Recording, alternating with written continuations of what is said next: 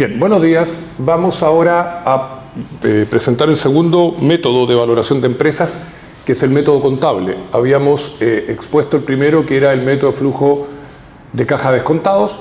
Ahora vamos al método contable. El método contable nos indica que el valor de la compañía, el valor de la empresa, es igual a su patrimonio contable. Es decir, activo menos pasivo. Esa es la lógica que está detrás del método contable. O sea, la empresa vale el capital aportado por los propietarios más las utilidades retenidas y no distribuidas, pero a valor libros. Asumiendo ¿qué cosa? Que si a los propietarios nosotros le reintegramos el patrimonio, ellos son capaces de, consiguiendo el financiamiento que la empresa tenía antes, replicar la inversión en activos y por lo tanto dejar a la empresa operando nuevamente. El método contable tiene dos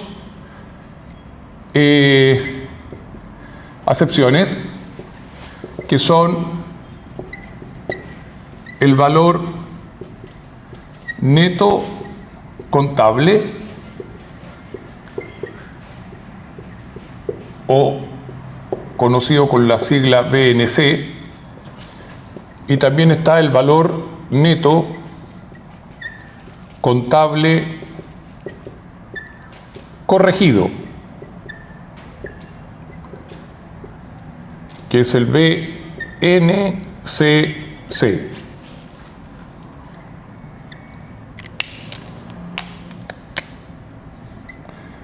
Esas son las dos posibilidades metodológicas que nos entrega el método contable, el valor neto contable y el valor neto contable corregido. Brevemente vamos a describir el primero. En el valor neto contable, o BNC, se toma literalmente lo que se expone en la fórmula original, es decir, el valor de la empresa es igual al patrimonio, es decir, activos menos pasivos. En ese escenario, pasivos. En ese escenario no se hace ningún ajuste a los estados financieros. Se toma literalmente los activos al valor libros menos las deudas a valor libros y se cuantifica el patrimonio, sin ningún ajuste. Porque la segunda opción, que es el valor neto contable corregido, BNCC, ahí el valor de la empresa es igual al patrimonio corregido, que es el igual a los activos corregidos menos los pasivos corregidos. En el valor neto contable corregido, BNCC, ¿qué es lo que se hace? Se corrigen los estados financieros en las partidas que corresponda a activos y pasivos, de manera que el patrimonio contable que nos genera es un patrimonio corregido o ajustado. No es el patrimonio que sacamos de los reportes finales de la contabilidad en forma directa, como es el valor neto contable. Vamos a revisar brevemente qué cuentas o qué partidas son las más comúnmente afectadas por procesos de ajuste cuando estamos haciendo una valorización de empresas con este método. A nivel de activos, la primera cuenta o la primera partida que vamos a revisar son clientes.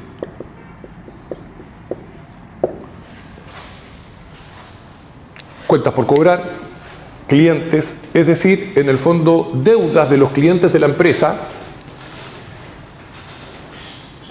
y que deben ser validadas que efectivamente su saldo contable sea un saldo real.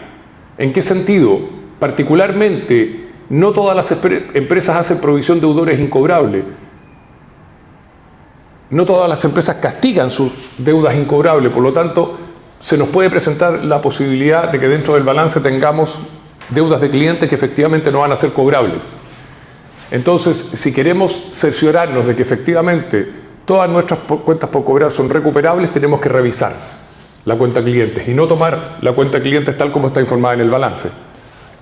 Si no tenemos confianza en que la cuenta cliente está ya depurada, vamos a aplicar el valor neto contable corregido y la vamos a ajustar. Vamos a revisar la cuenta cliente y vamos a rebajar todos aquellos clientes que desde la perspectiva del evaluador tengan posibilidad de no ser recuperables y lo rebajamos de la cuenta cliente. Trabajo similar debiésemos hacer con los inventarios.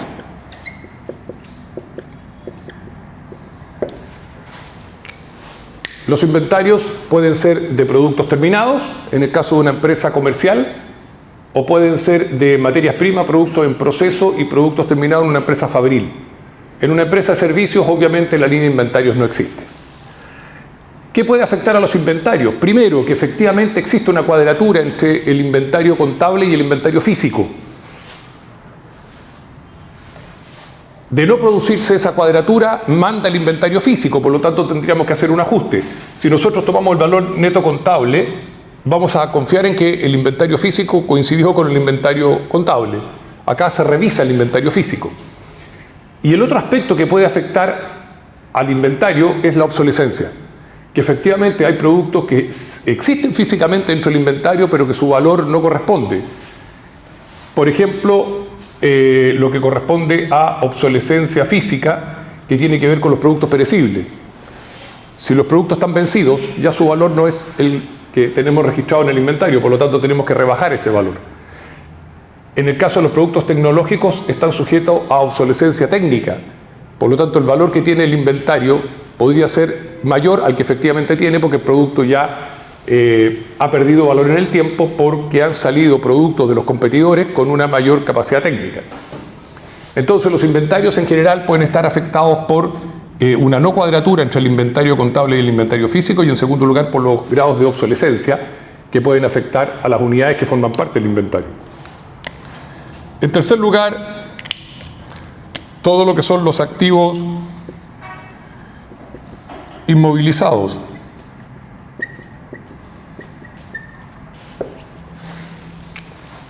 Estoy hablando de propiedades, planta de equipo.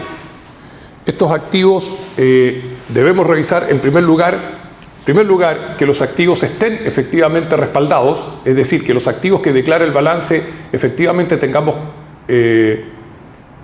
la posibilidad de comprobar que estén registrados por la empresa. Y en segundo lugar, el valor al cual esos activos están registrados en el activo. Si la empresa usa el criterio de costo histórico para valorizar los activos, evidentemente no vamos a tener un activo que esté a un precio que efectivamente, o a un valor que efectivamente tenga su comprobación en el mercado. Ahí necesitaríamos hacer el ajuste a través de valor razonable. Eso depende del criterio que la empresa use para revalorizar los activos, pero lo relevante en esto es que los activos inmovilizados estén lo más cercano posible a su precio de mercado, o sea que usen el criterio de revalorización de valor razonable. Si la empresa no lo está haciendo, tenemos que hacerlo, como una forma de, recuerden que estamos valorizando la compañía, y el valor de los activos obviamente nos va a pegar directamente en el valor del patrimonio a valor contable, valga la redundancia.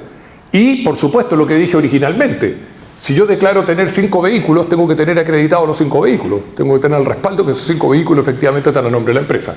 A eso se refiere los activos inmovilizados y la revisión de los activos inmovilizados. Y finalmente, los activos intangibles.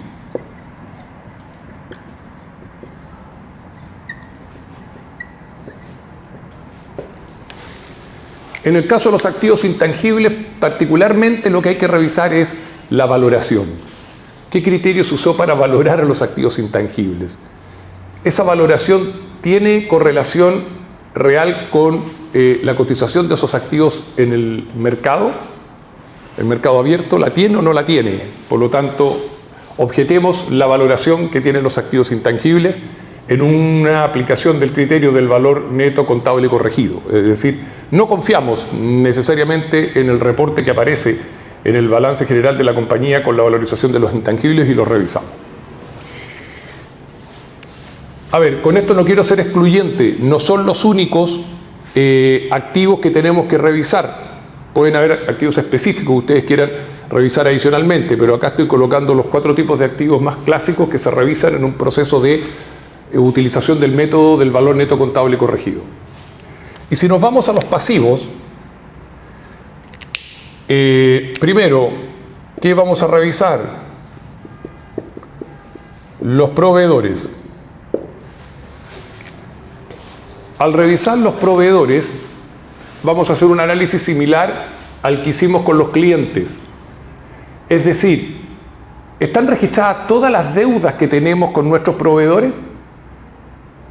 ¿O faltan registrar deudas? Hay facturas en tránsito, hay órdenes de compra que todavía no se han facturado, etc.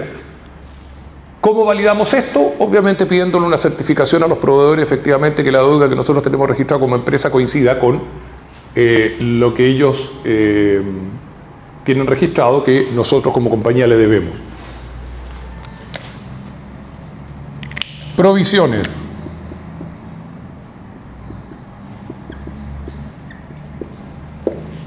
Aquí hay 3 ítems que tener presente cuando revisamos las provisiones. Primero, que se estén realizando provisiones de deudores incobrables. Una empresa que vende a crédito y que no hace provisión de deudores incobrables, obviamente corre el riesgo de sobreestimar la cuenta cliente. Por lo tanto, revisemos que se estén haciendo provisiones de deudores incobrables y revisemos la forma en que se están haciendo la provisión de deudores incobrables. Segundo, una provisión que debiéramos hacer, independientemente que tengan o no efecto tributario. Acá, ojo que estoy dejando fuera el efecto tributario.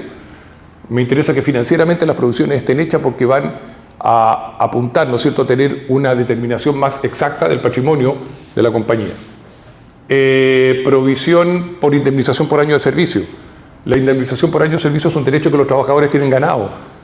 Por lo tanto, si la empresa no tiene dentro de sus provisiones las indemnizaciones por año de servicio, no estamos reconociendo un pasivo que efectivamente tenemos. Y particularmente esto es tremendamente relevante cuando estamos haciendo valorización de empresa, porque efectivamente el que compre la compañía va a heredar el recurso humano y va a heredar los pasivos que se tienen con ese recurso humano. Entonces, la no contabilización de las indemnizaciones por año de servicio es un tema que puede perjudicar claramente la valorización de la compañía. Tercero, las provisiones por depreciaciones de activos inmovilizados y amortizaciones de activos intangibles. Que efectivamente coincidamos con los métodos de depreciación de inmovilizados y amortización de intangibles que la empresa está llevando. Revisemos cómo está depreciando las propiedades, planta y equipo y cómo está amortizando activos intangibles. Y finalmente, con el tema de las provisiones, un último punto relevante es cuando la compañía tiene juicios pendientes, particularmente juicios que pueden estar en el ámbito laboral, juicios que pueden estar en el ámbito penal, juicios que pueden estar en el ámbito tributario. Esos juicios pueden generar que la compañía en algún momento a futuro, si el fallo del tribunal le es desfavorable, tenga que indemnizar al demandante. Por lo tanto, debiéramos tener también dentro de las provisiones todos los escenarios de juicio que la compañía tenga pendiente y a través de un informe del abogado pedir cuál sería el peor escenario en cada juicio y esos fondos tenerlos provisionados. Porque si no, a través de los estados de resultados nos estamos mostrando cuáles son las situaciones judiciales que la compañía tiene y que le podrían provocar una merma a futuro en su situación patrimonial. No lo pongo con detalle acá, solamente se los comento. Las deudas financieras no es tan complicado visarlas porque ustedes pueden confirmar efectivamente que las deudas con banco, las deudas con factoring, las emisiones de obligaciones, ya sean efectos de comercio o bonos, ustedes pueden ratificar con los certificados que pueden solicitar a los acreedores respectivos cuál es el valor de esa deuda y si efectivamente coincide con lo que tenemos informado en nuestros balances. Bien. ese es el método del valor neto contable corregido, que habitualmente, por razones obvias, es el que más se usa y es el que nos permite generar, ¿no es cierto?, un patrimonio ajustado. Vamos ahora a presentar brevemente un resumen final del método para ver cuáles son las limitantes que tiene el método contable y cuáles son las fortalezas que tiene el método contable. Voy a hacer el análisis del método contable versus el método del flujo de caja descontado que expuse en la clase anterior. ¿Cuál es la ventaja del método contable? La ventaja del método contable es su simpleza de cálculo. El método contable aplica perfectamente, o sea, se calcula rápidamente. Tomamos los activos de la compañía, le descontamos los pasivos y determinamos el patrimonio y ese es el valor de la empresa, es relativamente simple. El valor neto contable corregido quizás requiere un poco más de trabajo en términos que tenemos que ajustar las cuentas, pero al final terminamos con un tema aritmético en la determinación del valor de la empresa. ¿Cuáles son las desventajas del método contable? Primero, no considera la capacidad que tienen los activos de generar flujos futuros. O sea, estamos valorizando los activos por lo que valen hoy día en el mercado, no por la capacidad que tienen de generar utilidades a futuro. Me explico. Si tenemos, por ejemplo, un rubro o tenemos una empresa de rentacar y tenemos 5 vehículos y esos 5 vehículos me generan una utilidad mensual de 1 millón de pesos. Si yo valorizo esos 5 vehículos por el valor de mercado que tienen, o el precio de mercado que tienen esos vehículos, puede que la empresa valga 50 millones de pesos, los activos valgan 50 millones de pesos. Si yo en cambio los valorizo en función de las utilidades que tienen a futuro y traigo eso a valor presente, obviamente que el valor me va a dar mucho más alto. La debilidad que tiene el método contable es que solamente toma el valor de los activos a su precio de mercado hoy, no con la capacidad que tienen de generar utilidades a futuro. Y en segundo lugar, el método contable adolece de otra debilidad, es que potencialmente no considera todos los activos que la empresa está utilizando en la generación, ¿no es cierto?, de su operación. Por ejemplo, ¿qué activo no está contemplado acá? Recursos humanos. Dentro de los activos no tenemos valorizado el recurso humano y el recurso humano claramente es un activo determinante en la creación de valor por parte de la compañía. Eventualmente tampoco podríamos tener consideradas marcas autogeneradas, tampoco están consideradas dentro del activo y forman parte del activo y por supuesto que le agregan valor a la compañía a futuro. Esas dos debilidades que tiene el método contable, que es no considerar todos los activos que la empresa tiene y en segundo lugar no considerar la capacidad que estos activos tienen de generar utilidad a futuro, son subsanados completamente por el método de flujo de caja descontado. Porque cuando yo proyecto a futuro, uno, estoy considerando la capacidad que tienen los activos de generar utilidad a futuro y dos, estoy considerando todos los activos, porque cuando digo las ventas en los próximos años van a ser tanto, ahí influye la marca y obviamente está influyendo la capacidad de gestión de mi recurso humano. Finalmente, ¿cuándo podríamos aplicar entonces el método de los flujos de caja descontados? Perdón, el método el método contable. El método contable se aplica excepcionalmente cuando estamos valorando una compañía cuyos activos tienen un uso alternativo, más significativo que el uso que se le está dando actualmente. Pongo un ejemplo clásico. El Valparaíso Sporting Club. El Valparaíso Sporting Club es una empresa que cotiza en bolsa y que su rubro principal, ¿no es cierto?, es la explotación del rubro hípico. Si ustedes van al mercado, el precio de mercado de la acción del Sporting bordea los 6 millones de pesos. La utilidad por acción que genera el Sporting cuando genera utilidad, estoy hablando del dato del año 2017, es de 10.000 pesos. O sea, generó una utilidad por acción de 10.000 pesos a cada accionista y el precio de mercado de la acción son 6 millones de pesos. Si nosotros calculamos el índice PER que ustedes vieron con el profesor Hermosilla, precio de mercado 6 millones sobre 10.000 de utilidad por acción, nos da un indicador de 600, ¿no? Ok. Si ustedes van a los indicadores bursátiles del mercado nacional, verán que los PER en general se pueden mover hasta 20, 25 veces, 600 veces, absolutamente desproporcionado. Supongamos que esta utilidad por acción ahora, como ocurre efectivamente en el Sporting, es dividendos por acción, porque el payout es 1. Entonces, yo tengo una acción del Sporting, me va a repartir, suponiendo que su utilidad se mantenga a futuro, me va a repartir 10.000 pesos al año y yo pago 6 millones. O sea, en estricto rigor, si lo tomamos como periodo de recuperación de la inversión, yo voy a ir recibiendo 10.000 pesos todos los años. ¿Cuántos años tengo que esperar para recuperar el precio de la acción? 600 años. Está claro que el precio de la acción no está en función de las utilidades que generan. Absolutamente no. ¿Por qué? Porque ¿qué están viendo los accionistas del Sporting para valorizar la acción en 6 millones o algo más? En el valor del terreno que tiene el Sporting en el sector de Miraflores, en Viña del Mar. Y en el uso alternativo que se les puede dar a eso, y no en el rubro hípico.